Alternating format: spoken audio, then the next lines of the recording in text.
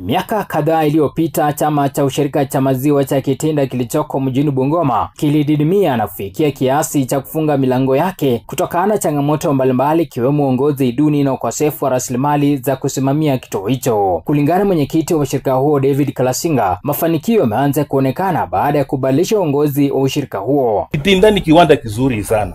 Ni shida ya Kitinda ilikuwa tu management. Huwa na tamaa ya kuuza vitu ya kufanya nini ndio ilikuwa shida. Lakini tangu tukucha hapa na kamati yangu hakuna kitu imeuzwa. Kila kitu iko intact, tunalinda mali ya wakulima.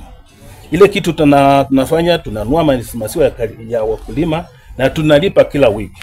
Every Tuesday I pay farmers week. Tangu niingie hapa hakuna single shilingi sina arrears yote.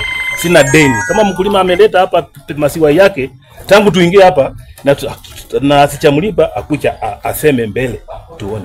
Hakuna mkulima anatutai. Na nimeongea na gavana, nataka atusaidie.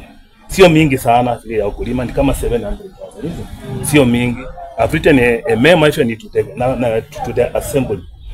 Nimewaambia we have this areas for the farmers and they say they will respond. But if you also get a donor who can help us, we will pay immediately.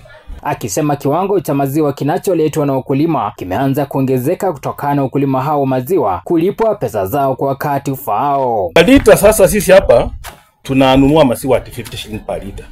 Kwa sababu sisi tunanunua makaratasi, haya makaratasi tutasema tuinue, au wafanyakazi lazima tuwalipe, sitima lazima tulipe, mafuta ya generator, hata ndoo za kutengeneza maziwa lazima tununue. So we buy at 50 liters per liter. Kalasinga amesema kwamba licha ya ushirika huo kuanza kumbatiwa pakubwa na ukulima wa maziwa, pana haja ya serikali kuingilia kati na kuupiga jeki kwa kuwanunulia mtambo mpya wa maziwa. Ni kauli ambayo imeungwa mkono na Maclean Sangura. Changamoto kuu sasa ni kutafuta UHT plant which will cost us around 300 to 400 million. Governor amenisaidia, tumeongea pamoja, tumeandikia serikali kuu, tumeandikia Mheshimiwa Honorable Wycliffe Oparanya. Tumemwambia mahali tumefika, tumemwambia new management, tumemwambia what we are doing exactly and tumempelekea hiyo budget. Pesa kidogo tumelipa kwa hii mwezi wa sita tumelipa wakulima zaidi ya karibu 200,000 yenye tumelipa wakulima kwa ajili ya maziwa. So kazi yetu kuu kama wafanyikazi hapa ni kuhakikisha kwamba tunapokea hiyo maziwa, tunayapima inalingana na hiyo ifike kiwango yenye tunahitaji kwa hii kiwanda, ili tukiuzia wateja wetu pia huko nje tunauza maziwa yenye iko na ubora yenye na wanapenda. Alex Wekesa, Runinga Tandao, Kitinda.